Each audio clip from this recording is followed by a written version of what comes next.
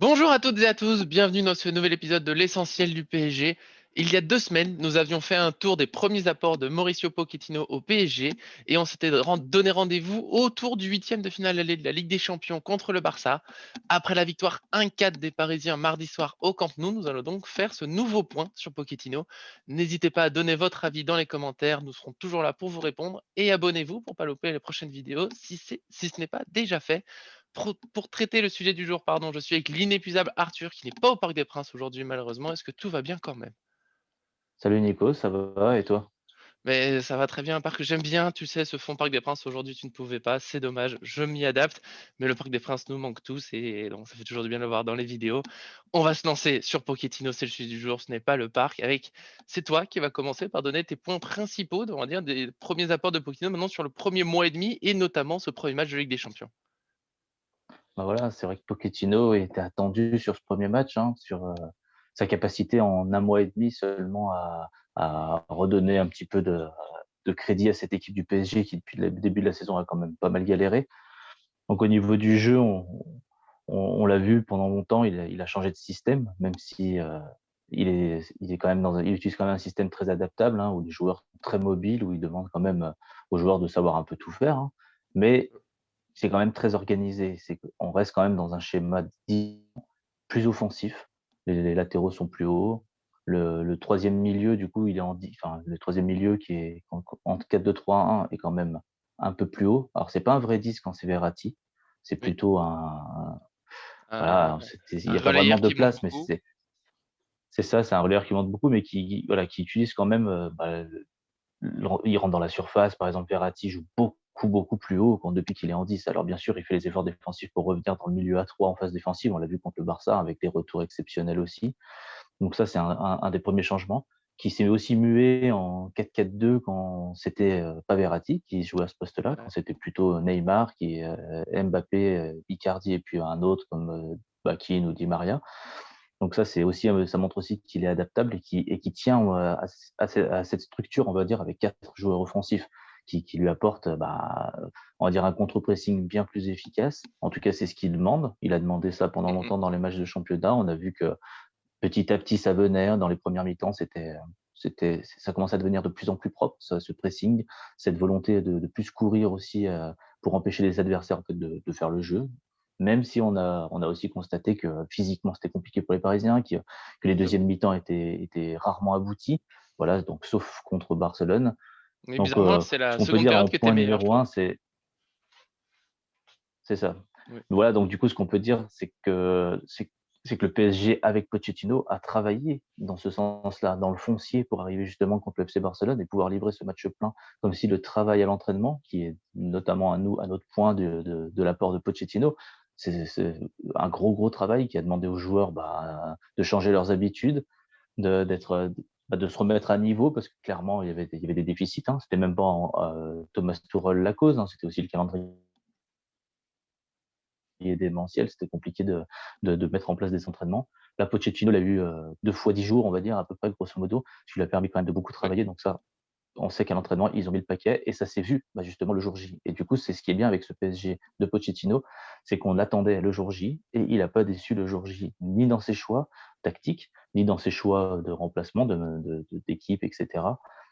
Et puis, voilà, dans le jeu, il a pas du tout déçu parce que ça faisait longtemps qu'on n'avait pas vu le PSG, dominer un match de cette manière-là, que ce soit au niveau des occasions, au niveau du contrôle du jeu, de l'impression générale et du ressenti.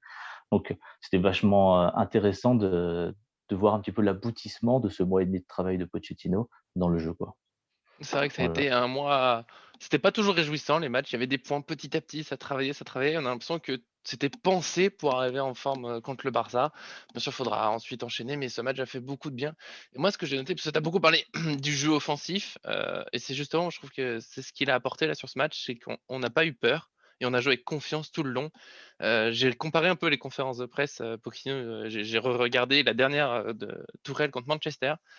Tourelle avait beaucoup parlé, souvent il parlait de matchs super difficiles qui attendaient le PSG, de l'histoire du club adverse, qui avait plus l'habitude de la Ligue des Champions et que ça allait être, encore une fois très difficile de gagner là-bas, même si c'était l'objectif, hein, il le disait. Mais je trouve qu'il soulignait souvent que ça allait être difficile et en Ligue 1, il disait beaucoup qu'à cause de la fatigue, il fallait pas trop attendre de son PSG. C'est un discours qu'on retrouve plus du tout chez Pochettino, même s'il il parle, hein, des fois du fait qu'il a pas eu beaucoup de temps pour travailler, mais il dit jamais que par conséquent, on peut pas trop attendre de Paris. Il dit toujours: «Il y a une exigence, on va travailler, on va s'améliorer». Ça a été son discours pendant un mois et ça a payé. Avant le match contre le Barça, il a surtout parlé, les mots principaux qui sont revenus, c'était le calme, l'objectif de gagner et l'identité du PSG et pour moi, c'est ce qu'on a retrouvé. On a retrouvé un jeu offensif, ça s'est vu dans sa composition. On n'est pas passé sur un 4-3-3 défensif avec, des milieux surtout à vocation, de récupération. Par exemple, Gay Danilo, voire Marquinhos, voilà, Gay était là, mais c'est avec, Paredes, Verratti qui avait en plus un rôle très offensif comme tu l'as dit. C'était Kean sur le côté, qui est un attaquant et je pense que ça a fait du bien, notamment pour, les joueurs psychologiquement. Dans ce match, ils se sont dit: «Voilà, on est là pour jouer, on est là pour gagner». On n'a pas peur du Barça, même si bien sûr par moments, c'était difficile, il a fallu défendre et les joueurs l'ont fait. Je pense que c'est une approche qui a fait du bien, même si, faut jamais trop en faire, mais je pense que ça joue quand même tout ce qu'il a donné. Je garde et je garde un autre point pour moi, justement sur cette confiance, c'est Kean justement qui a été titulaire, qui enchaîne les buts encore une fois alors que, je l'ai dit dans le dernier podcast, Tourelle, quand il avait parlé de Kean, il avait beaucoup parlé d'un joueur que certes il avait été utile, mais il avait pas tout à fait le niveau pour la Ligue des Champions. Voilà, il avait ce genre de phrase des fois sur des joueurs, il les redescendait un petit peu après des bonnes performances. Je pense que ça les aidait pas forcément. Pochettino, bon, bah, bien sûr, il reste des choses à régler, mais il a surlancé les joueurs. On a Kurzawa qui revient un petit peu en forme, Draxler qui a fait une bonne entrée. Maintenant, je vais te laisser réagir sur ce point. Je trouve que bon, là forcément on est très heureux. Il y a eu le match contre le Barça qui est une énorme confirmation de, il apporte des choses. Il reste quand même des choses à travailler. Il y a eu des moments difficiles contre le Barça. Tout n'est pas encore parfait. Pour les joueurs relancés, il y a Sarabia par exemple qui reste un peu une énigme dans cette seconde partie de saison. On le retrouve plus par rapport à sa première saison à Paris et la régularité en Ligue 1 parce que là il en a travaillé pour arriver à ce match contre le Barça. Les joueurs ont tout donné. Maintenant, il va falloir, je pense, confirmer sur les prochains matchs, même si ce sera jamais la même intensité que la Ligue des Champions, même si on peut avoir cette exigence. On sait que c'est pas pareil, c'est la Ligue 1, donc voilà, je pense que c'est encore le défi, c'est d'arriver à avoir un pari régulier. Ah bah, clairement, hein, le PSG, c'est un superbe match au milieu d'un océan de matchs un petit peu, médiocres Compliqué. parfois et un moyen à d'autres fois, compliqués. Donc mais j'en reviens avec Pochettino, avec cette histoire du jour J. Souvent avec les anciens entraîneurs du PSG, on a été déçus, notamment à l'approche d'un grand match, hein. On se souvient de Laurent Blanc arrivé en quart de finale, c'était jamais flamboyant. Emery, bon, il y a eu cette histoire de la remontada, donc le match aller était comme celui-là très réussi, très abouti, mais du coup, on se souvient du match retour, donc c'est pour ça qu'on s'enflammera pas cette fois-là il reste un match retour, il faut se qualifier. Mais ce qu'on peut retenir, c'est que dans un PSG qui était en difficulté, le jour J, il était présent, ce qui change quand Tout à fait. même beaucoup des anciens entraîneurs qui se sont souvent éteints au moment de la petite musique de la Ligue des Champions en février où on sentait justement cette peur. On l'a un petit peu ressenti parce qu'on savait pas trop où on allait en regardant ce match, même si on pouvait être optimiste vu des forces en présence. Mais sur ce match, il a tout confirmé, qu'il Oui, voulait mettre en place un jeu très offensif, qui voulait en même temps que ça soit très équilibré. Donc du coup, il fait rentrer Danilo s'il y a besoin en fin de match. Il fait les changements qui s'opposent, qui s'imposent, pardon.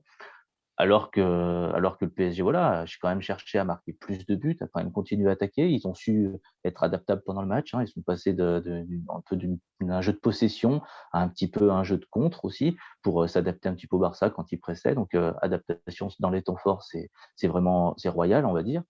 Et puis, on peut que noter que ce que tu as dit, hein, par rapport à Kean, par rapport à Kurzawa, par rapport à Draxler, même si ce sont que des bouts de match, même si ce sont que des petits moments, il sait trouver les personnes, au bon moment. Et pour, terminer, sur ces changements des Kean et etc. Il faut quand même signaler que les autres saisons, on n'aurait pas eu Neymar, on n'aurait pas eu, Di Maria. Déjà, dans la presse, il y aurait eu beaucoup plus de choses. On sent que Pochettino, il cadenasse quand même pas mal les informations.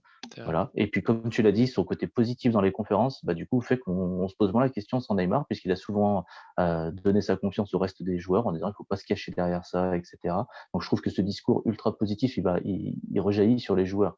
Et on l'a vu, on avait tous un peu peur parce que bah, forcément, on a Neymar et Di Maria qui sont pas là. On se dit, bah, s'ils sont peut-être pas là, Neymar est peut-être pas là jusqu'au match retour, ça peut être très compliqué sur un match aller-retour. Et ben, ils se sont donner l'opportunité de jouer avec Neymar, le match retour potentiellement ou les quarts de finale potentiellement. Ce qui fait que Mmh mh. on a des perspectives intéressantes parce que face à d'autres équipes, Neymar aurait été peut-être intéressant aussi, comme il l'aurait été face au Barça. Ah Donc oui, je trouve que le fait qu'il se cache pas et qu'il veuille assumer que le PSG, c'est le PSG. OK, il y a le Barça en face, mais c'est le PSG, donc on assume, on doit gagner, même au Camp Nou. Et ça, c'est beau, c'est des discours qu'on n'avait pas avant, c'est pour ça que c'était difficile de passer. ouais, ça fait du bien. Je pense que même pour Neymar, j'ai envie de dire, on préfère qu'il soit au retour, évidemment. Je préfère qu'il soit là. Je comprends pas le débat sur, est-ce que le collectif est meilleur sans lui? On fera peut-être un podcast dessus. C'est peut-être le sujet de demain, tiens, j'en sais ça. Mais on en est même à se dire, bah, bien s'il est pas complètement rétabli au retour, bah, on pourra le reposer. On a les buts d'avance, il pourra peut-être être sur le banc s'il faut. Voilà, ça fait du bien. Il y a un dernier point que je veux souligner pour moi, c'est parce que le temps est déjà bien passé, c'est l'amélioration des contres. On l'a déjà évoqué dans des podcasts, mais on avait trop de contres qui étaient gâchés. Et là, le quatrième but, bah, c'est juste allé beaucoup trop vite pour le Barça, avec un Draxler relancé en plus. Donc voilà, beaucoup de positifs. On y croit pour la suite et je pense qu'on pourra se retrouver sur un nouveau point Pochettino, peut-être après le match retour, justement, pour faire un nouveau bilan, en espérant que tout soit bien passé d'ici là, qu'on ait rempli encore des bonnes choses.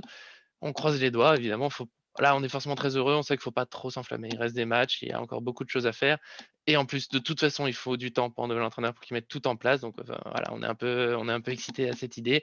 On attend tous le match retour le 10 mars. Les matchs de Ligue 1 d'ici là, il y a Monaco dimanche qui bah, il faudra les battre, hein, ils sont quatrièmes, rien de facile. Nous, on se retrouve vendredi pour un nouvel essentiel, donc peut-être sur, le débat autour de Neymar, on sait pas, on va en discuter. N'hésitez pas à donner votre avis dans les commentaires si ça vous intéresse comme sujet, si vous avez d'autres idées. On est à l'écoute. En attendant, vous pouvez retrouver le débrief de la victoire contre le Barça. Il y avait la grosse équipe, on était 5. Je remercie Arthur pour sa présence aujourd'hui, comme d'habitude. Merci à toi pour ta présence aussi, hein, et merci Mais à tout le monde d'écouter. il faut, voilà, merci, et c'est bien sûr, c'est la dernière phrase. Merci à tous pour votre écoute et à très bientôt.